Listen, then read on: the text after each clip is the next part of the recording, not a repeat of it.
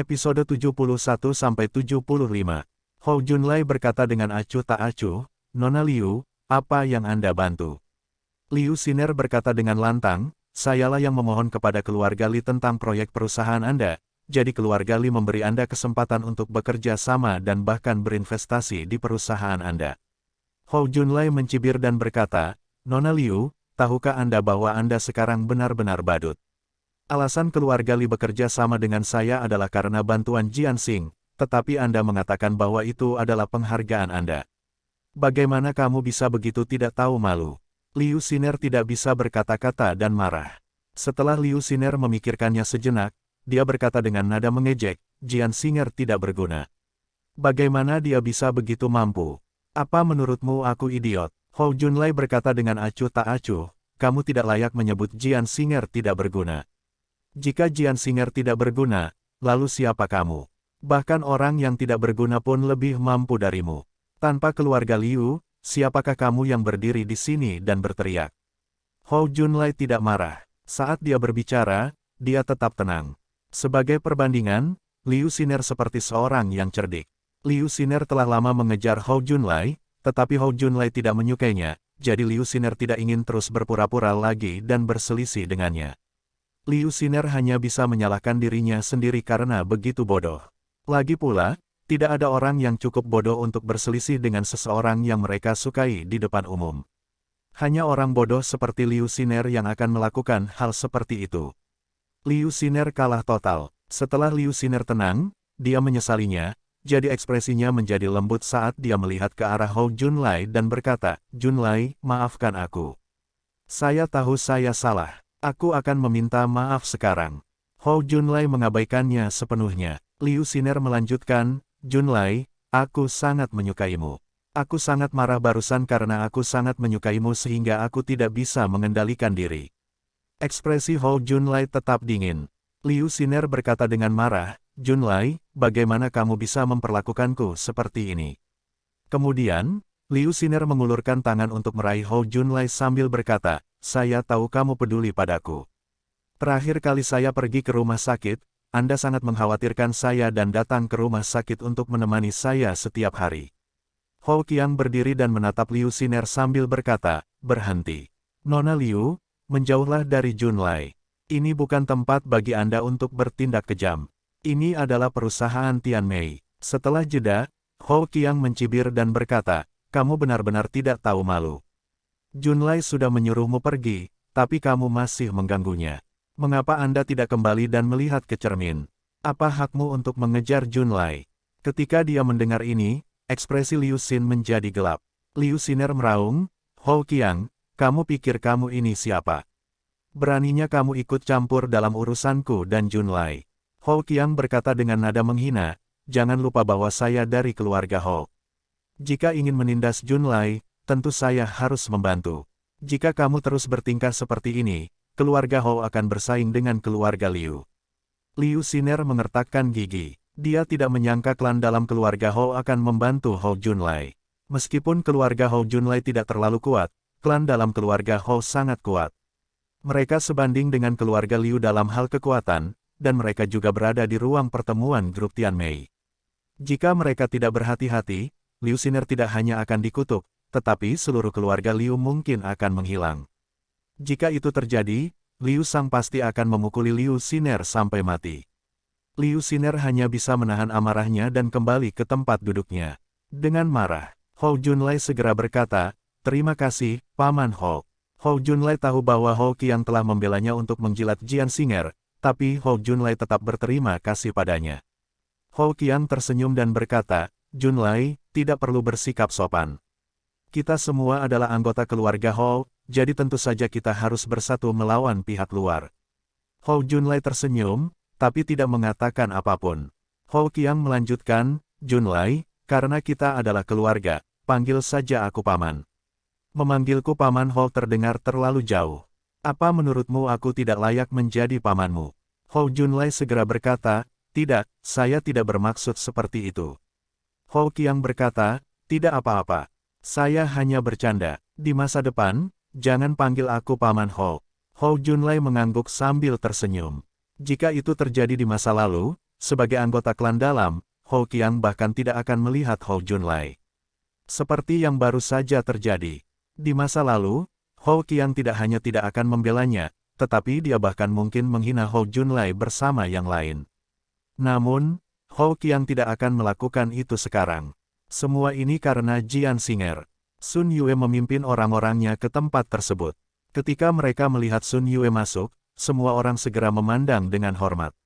Mereka yang bisa masuk semuanya adalah bos besar CCT, tetapi di depan Tianmei Corporation, mereka bukan siapa-siapa, jadi mereka harus menjilat para pemimpin Tianmei Corporation. Belum lagi pemimpin tingkat tinggi seperti Sun Yue. Sun Yue berjalan ke atas panggung dan berkata, perusahaan telah memilih perusahaan untuk diajak berkolaborasi dalam proyek ini. Saat semua orang mendengar kata-kata Sun Yue, mereka menjadi gugup. Semua orang berharap perusahaannya terpilih. Liu Xiner sangat menantikannya, begitu pula Hou Qiang. Dia memandang Sun Yue dengan gugup. Hanya Hou Junlai yang tetap tenang dan acuh tak acuh. Bagaimanapun, Hou Junlai tahu seperti apa perusahaannya. Mustahil bagi Hou Junlai mendapatkan kesempatan sebaik itu. Sun Yue berhenti sejenak sebelum berdiri di atas panggung dan berkata, saya ingin mengumumkan bahwa pemenangnya adalah perusahaan Hou Junlai. Ketika semua orang mendengar hasil akhirnya, mereka semua tercengang. Tempat itu sunyi. Tidak ada yang menyangka bahwa perusahaan kecil Hou Junlai akan mendapatkan proyek tersebut pada akhirnya. Hou Junlai semakin tidak percaya. Dia duduk di kursi dengan linglung, seolah semuanya hanya mimpi. Perusahaan Hou Junlai adalah yang terlemah di antara perusahaan-perusahaan tersebut. Dibandingkan dengan perusahaan lain, perusahaan ini jauh lebih lemah. Tidak ada yang bisa memahami hal ini sama sekali. Setelah beberapa saat, semua orang kembali sadar dan mata mereka dipenuhi keengganan saat mereka memandang Hou Junlai dengan curiga. Setelah Hou Junlai sadar kembali, dia terlihat tenang di permukaan, tapi dia sangat bersemangat. Ini benar-benar seperti sesuatu yang jatuh ke pangkuannya. Seorang pria parubaya di antara kerumunan tidak bisa menahan diri untuk tidak berkata, Manajer Sun, semua orang tahu bahwa perusahaan Tuan Hou masih sangat lemah. Kami benar-benar bingung proyek sebesar itu diserahkan kepada perusahaannya dan kami merasa itu sangat tidak masuk akal, jadi tolong beri kami penjelasan. Ketika semua orang mendengar ini, mereka mulai berdebat. Hanya Liu Xiner dan Hou Qiang yang tetap diam dengan ekspresi rumit di wajah mereka. Sun Yue berkata dengan marah, beraninya kamu. Ini adalah perusahaan Tianmei. Kami tidak perlu menjelaskan keputusan kami kepada Anda. Kalian tidak punya hak untuk menanyai kami. Setelah mendengar kata-kata pantang menyerah Sun Yue, semua orang langsung terdiam dan tidak berani mengucapkan sepatah kata pun. Tidak ada yang berani menyinggung. Tianmei Corporation. Sun Yue berkata dengan dingin, sekarang, Tuan Hou, mohon tetap di belakang. Kalian semua boleh pergi. Meski semua orang tidak mau, mereka hanya bisa pergi dengan patuh. Sebenarnya, tidak masalah apakah mereka menang atau tidak, tapi jika mereka membuat marah perusahaan Tianmei, mereka akan dikutuk. Tianmei Corporation hanya perlu membantu untuk berurusan dengan semua orang. Segera, semua orang di tempat tersebut pergi, meninggalkan Hou Junlai sendirian. Sun Yue tersenyum dan berkata, Tuan, selamat, selamat. Hou Junlai segera berkata, Manajer Sun, terima kasih. Saya pasti akan melakukan yang terbaik untuk menyelesaikan kerja sama ini. Sun Yue berkata, kamu tidak perlu berterima kasih padaku. Anda harus berterima kasih kepada ketua kami. Dia mengatakan bahwa kolaborasi ini akan diberikan kepada perusahaan Anda. Jika tidak, perusahaan Anda tidak akan memiliki peluang sama sekali. Hou Junlai sedikit terkejut. Dia tidak berharap ketua Tianmei Corporation membantunya. Hou Junlai sangat bingung. Hou Junlai tidak mengetahui orang besar yang begitu kuat seperti ketua Tianmei Corporation. Mengapa ketua Tianmei Corporation tiba-tiba membantunya? Hou Junlai mau tidak mau bertanya, Manajer Sun, bolehkah saya menanyakan nama ketua Anda? Sun Yue tersenyum dan berkata, Tuan Hou, jangan bertanya-tanya. Ada beberapa hal yang tidak akan Anda manfaatkan jika Anda mengetahuinya. Anda harus kembali dan bersiap sekarang. Karena kita sudah menjalin kerjasama, selama perusahaan Anda berjalan dengan baik dan pimpinannya puas, kami akan memiliki kesempatan untuk bekerja sama setiap tahun. Hou Junlai segera berkata, ya, saya mengerti. Hou Junlai segera mengangguk dan menandatangani kontrak, lalu mengambilnya dan pergi. Hou Qiang tidak pergi, tapi menunggu Hou Junlai di luar. Melihat Hou Junlai keluar, Hou Qiang berkata sambil tersenyum, "Junlai, selamat. Anda benar-benar berhasil mendapatkan kolaborasi dari perusahaan-perusahaan besar ini." Hou Qiang dipenuhi rasa iri. Hou Junlai berkata dengan acuh tak acuh, "Saya hanya beruntung." Hou Junlai tidak mengatakan apa yang baru saja dikatakan Sun Yue. Hou Junlai berkata, "Ngomong-ngomong, Paman, apakah kamu tahu sesuatu tentang Ketua Tianmei Corporation?" Hou Qiang bertanya dengan bingung, "Mengapa kamu menanyakan ini?" Hou Junlai dengan cepat menjelaskan, "Saya terlalu penasaran." Hou Qiang mengangguk dan berkata, "Ketua Tianmei Corporation sangat misterius. Tidak banyak orang yang mengetahui identitasnya. Orang sebesar itu tidak akan muncul di publik dengan mudah, jadi orang awam tidak akan mengetahuinya." Ketika Hou Junlai mendengar kata-kata Hou Qiang, dia semakin penasaran. Hou Qiang berhenti sejenak sebelum melanjutkan, "Belum lagi Anda, seluruh dunia bisnis kota laut sangat penasaran dengan perusahaan besar legendaris ini. Namun bahkan sekarang, mereka semua tahu bahwa pimpinan perusahaan Tianmei masih sangat muda dan seorang laki-laki. Sedangkan sisanya, hanya eselon atas dari Tianmei Corporation yang tahu." Semakin banyak Hou Junlai mendengarkan, dia menjadi semakin penasaran. Setelah Hou Qiang mengeluarkan kartu nama dari tasnya dan menyerahkannya kepada Hou Junlai, dia berkata, "Junlai, kamu mendapat kesempatan langka kali ini. Anda tidak boleh gegabah. Jika terjadi sesuatu, carilah aku. Saya akan melakukan yang terbaik untuk membantu Anda. Saya biasanya tidak di rumah, jadi ini nomor kontak saya." Hou Junlai menyimpan kartu namanya dan berkata, "Terima kasih, Paman." Hou Qiang berkata, "Tidak perlu bersikap sopan. Kita semua adalah keluarga." Dengan itu, Hou Qiang berbalik dan pergi.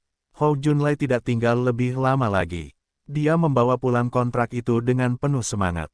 Ketika Nyonya Hou, Tuan Hou, dan Hou Xiaoyu melihat Hou Junlai memasuki rumah, mereka langsung bertanya tentang penawaran tersebut. Hou Junlai mengambil kontrak dan berkata dengan penuh semangat, "Saya menang." Beberapa dari mereka tertegun sejenak sebelum mereka sadar kembali dan dipenuhi rasa tidak percaya. Hou Xiaoyu berkata dengan kagum, "Saudaraku, kamu luar biasa. Begitu banyak perusahaan yang tidak dapat melakukannya, tetapi Anda berhasil."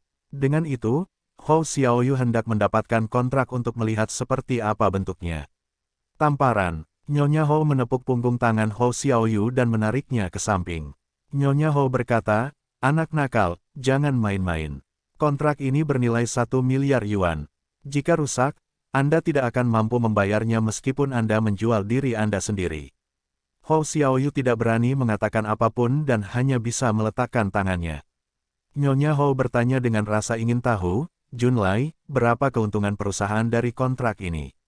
Setelah Hou Junlai memikirkannya sejenak, dia berkata, "Beberapa ratus juta yuan, tetapi menghasilkan uang adalah masalah kecil. Kontrak ini dapat membantu perusahaan bertahan dari krisis dan akan sangat berguna di masa depan."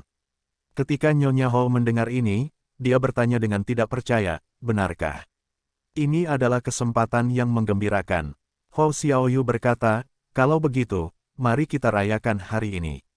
Nyonya Hou berkata dengan gembira, "Baiklah, saya akan pergi membeli bahan makanan sekarang dan memasak sesuatu yang enak untukmu." Tuan Hou juga sangat senang. Ding ding ding. Telepon Hou Junlai berdering. Hou Jun mengangkat telepon. Di ujung lain telepon, Liu Siner langsung berkata, "Junlai, saya salah hari ini. Saya ingin meminta maaf. Jika Anda menerimanya, datanglah ke Buckingham Hotel. Aku akan menunggumu di sini."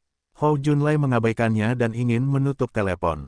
Liu Siner tidak mendengar jawaban Hou Junlai, jadi dia berkata dengan keras, "Hou Junlai, kamu tahu sifat marah apa yang aku miliki. Jika saya tidak bisa mendapatkannya, saya lebih suka menghancurkannya sendiri daripada membiarkan orang lain mendapatkannya, jadi sebaiknya Anda memikirkannya dengan hati-hati." Liu Siner tidak tahan lagi dan mengungkapkan warna aslinya. Hou Junlai menutup telepon. Nyonya Hou memperhatikan bahwa ekspresi Hou Junlai sedikit jelek, jadi dia berkata dengan cemas, "Junlai, apakah terjadi sesuatu dengan perusahaan lagi?" Tuan Hou dan Hou Xiaoyu juga khawatir. Hou Junlai berkata, "Perusahaan baik-baik saja, Liu Siner mengancam saya dan meminta saya untuk mencarinya sekarang." Mendengar ini, Nyonya Hou berkata dengan marah, "Liu Siner keterlaluan. Bagaimana dia layak untuk Junlai? Dia terus mengganggunya. Menyebalkan sekali. Junlai, Liu Xiner terlalu kejam, jadi kamu harus berhati-hati. Juga, jangan biarkan Jian Xing'er mengetahuinya. Jangan membuatnya tidak bahagia. Nyonya Hou takut Jian Xing'er akan salah paham. Tuan Hou menghela nafas dan berkata, ini semua salahmu. Saat itu, Anda mengatakan ingin Junlai menikah dengan Liu Xiner, jadi Liu Xiner menjadi berani. Jika bukan karena kamu, Junlai tidak akan berada dalam masalah seperti itu. Nyonya Hou berkata, saya tidak menyangka Liu Xiner begitu menjijikkan. Hou Junlai berkata, baiklah, ini bukan masalah besar. Keluarga Liu masih menjadi pusat opini publik karena kejadian yang menimpa istri kepala keluarga Liu. Oleh karena itu, Liu Xiner tidak akan berani melakukan apapun. Jian Xing'er kembali ke villa. Sang Guanding duduk di sofa. Ketika dia melihat Jian Xing'er, dia berkata, kamu mengatakan sebelumnya bahwa kamu tidak ada hubungannya dengan keluarga Hou lagi. Sekarang setelah sesuatu terjadi pada perusahaan Hou Junlai, Anda segera pergi membantu. Dari kelihatannya, kamu masih belum move on dari Hou Junlai. Jian Xing'er tidak bisa berkata-kata. Jian Xing'er melakukan ini bukan untuk membantu Hou Junlai, tetapi karena Tuan Hou telah memperlakukannya dengan baik saat itu. Namun, Jian Xing'er dengan cepat bereaksi dan berkata, Anda sebenarnya tahu tentang Tianmei Corporation. Sudah berapa lama, kamu sudah mengetahui semuanya bahkan sebelum aku kembali. Sang Guanding berkata dengan tatapan misterius, saya memiliki kemampuan clairvoyance. Apakah Anda mempercayai saya? Jian Xing'er menarik napas dalam-dalam. Sang Guanding pasti memiliki mata-mata di antara mereka yang berpartisipasi dalam penawaran. Itu adalah penjelasan terbaik. Ekspresi Jian Xing serius dan tatapannya tajam saat dia berkata, jangan suruh siapapun mengikutiku di masa depan. Ini yang terakhir. Kalau tidak, jangan salahkan aku karena bersikap kasar. Sang Guanding berkata sambil bercanda, oh benarkah? Bagaimana jika saya tidak mendengarkan? Apa yang akan kamu lakukan? Bunuh aku. Jian Xing'er mengerutkan kening dan berkata, saya tidak akan menyerang Anda, tapi saya akan membatalkan kerja sama kita dan mengusir Anda. Sang Guanding berkata dengan bangga, akan kulihat apakah kamu akan mengusirku.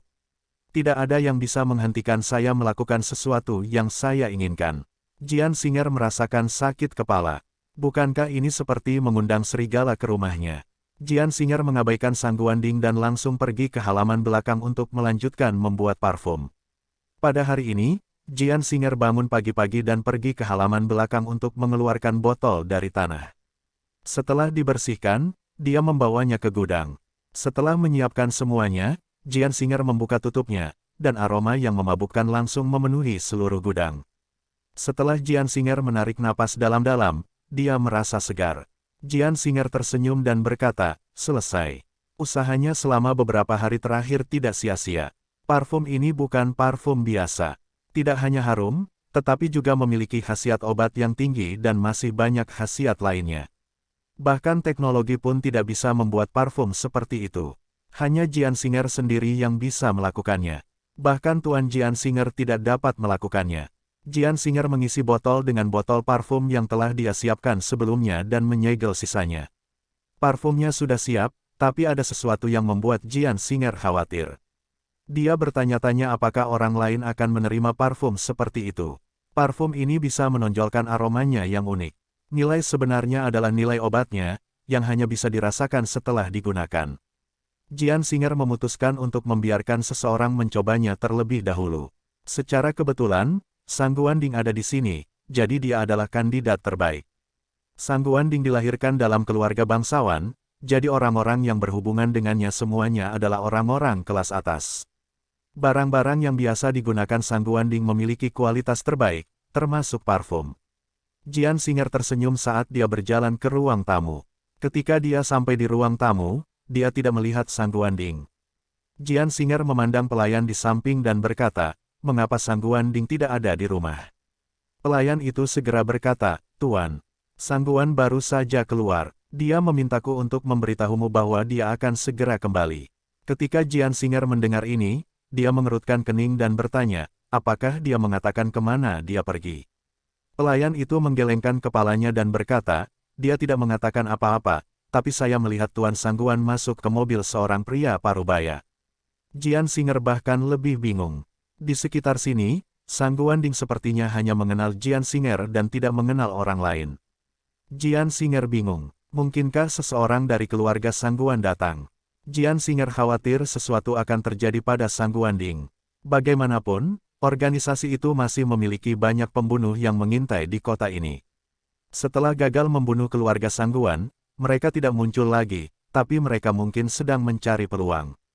Jian Xinger tidak berada di sisi Sang Guanding, jadi mustahil bagi Sang Guanding untuk menghadapi para pembunuh tersebut. Tidak ada yang bisa terjadi pada Sang Guanding. Jika tidak ada yang bisa membantu Jian Xinger menemukan organisasi itu. Oleh karena itu, dia harus segera mencari Sang Guanding untuk memastikan keselamatannya. Jian Xinger mengeluarkan ponselnya dan menelepon Sang Guanding. Meskipun panggilan tersambung, Sang Guanding menutup telepon. Jian Xinger tidak bisa berkata-kata. Sang Guanding juga tahu bahwa si pembunuh sedang mencari peluang, tapi dia masih berlarian. Dia tidak menjawab panggilan Jian Xing lagi. Ding ding ding. Telepon Jian Xing berdering. Ketika Jian Xinger melihat bahwa itu adalah Sang Guanding, dia segera mengambilnya. Setelah panggilan tersambung, Sang Guanding tidak menjelaskan mengapa dia menutup telepon sebelumnya, tetapi berkata, "Saya di kamar 205 Hotel Huang Hai. Sebelum Anda datang, belilah pakaian bagus. Juga, ingatlah untuk mengendarai mobil yang kuberikan padamu. Aku akan menunggumu di sini." Jian Xinger hendak menanyakan sesuatu ketika Sang Guanding menutup telepon. Saat Sang Guanding duduk di kursi di kamar pribadi, dia tidak terlihat terlalu senang. Seorang pria bermartabat sedang duduk di hadapan Sang Guanding. Pria itu tampak berusia 40-an, tetapi dia tetap tampan dan berpakaian bagus. Jelas sekali bahwa dia adalah orang kaya. Meskipun ada banyak tokoh besar di CCT, tidak banyak tokoh besar yang memiliki temperamen pria ini. Pria ini adalah ayah Sang Guanding, Sang Guanyun. Yun adalah seorang jenius dalam dunia bisnis. Tak hanya itu, ia juga seorang selebriti dan telah meraih banyak penghargaan. Sang Guanyun adalah tokoh terkemuka di dunia bisnis. Sebagian besar alasan keluarga Sang Guan begitu kuat adalah karena Sang Guanyun. Saat Sang Guanyun melihat ke arah Sang Guanding, dia berkata, "Saya mendengar dari laporan bahwa kamu jatuh cinta dengan seorang gadis bernama Jian Xinger. Dan gadis ini menikah dengan keluarga kecil sebelumnya, tapi karena dia tidak berguna, dia diusir oleh keluarga ini." Sang Guanding tersenyum dan berkata, "Karena kamu tahu segalanya, aku tidak akan menjelaskannya lebih jauh. Sebenarnya aku sudah mengenal Jian Xinger sejak lama, tapi gadis ini melupakanku. Saya datang ke CCT untuk mencarinya. Aku sudah memikirkannya. Aku harus menjadikannya wanitaku." Sang Guanyun mengerutkan kening. Sang Guanyun tahu bahwa tidak ada seorang pun yang bisa menghentikan Sang Guanding untuk mendapatkan apa yang diinginkannya.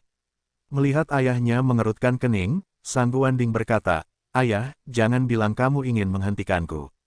Sang Guanyun berkata sambil tersenyum, "Mengapa aku harus menghentikanmu? Saya datang ke sini kali ini hanya untuk melihat calon menantu perempuan saya." "Sesederhana itu?" Sang Guanding berkata sambil bercanda, "Apakah sesederhana itu?" Sang Guanyun menyesap tehnya dan berkata, "Sesederhana itu. Anda adalah anak saya, dan Anda sangat mirip dengan saya dalam segala aspek.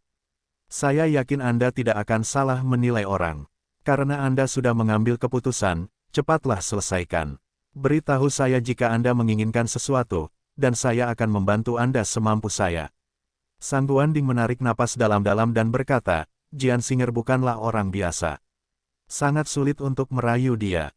Sang Guanyun tertawa. Sang Guanding bertanya, "Ayah, apa yang lucu?" Sang Guanyun berkata, "Ini pertama kalinya aku mendengar kamu mengatakan hal seperti itu sejak kamu masih kecil.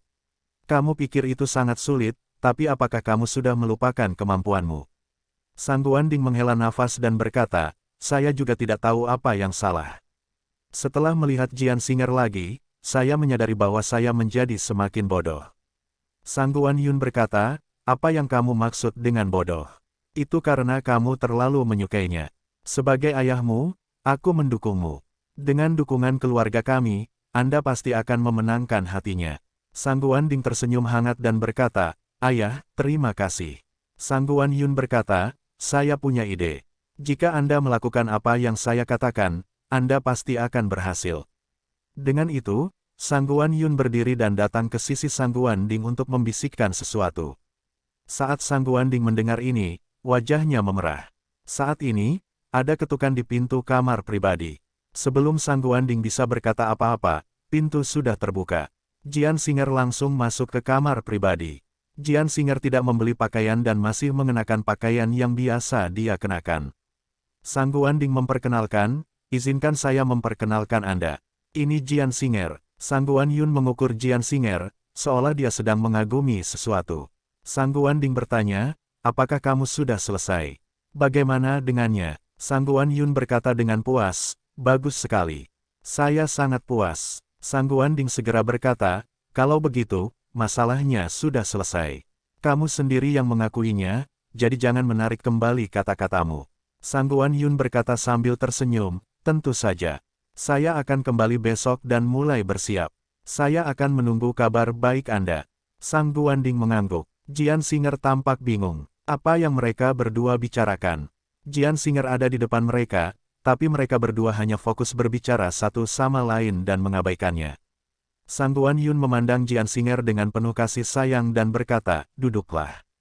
Jangan terlalu terkendali. Kami akan menjadi keluarga mulai sekarang. Jian Singer semakin bingung. Apa yang hendak dilakukan oleh Sang Guan Ding?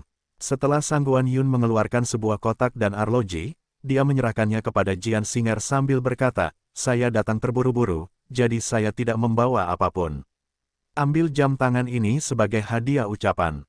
Cobalah dan lihat apakah Anda menyukainya. Saat Jian Singer melihat arlojinya, dia tertegun sejenak. Jam tangan ini berharga setidaknya 3 juta yuan.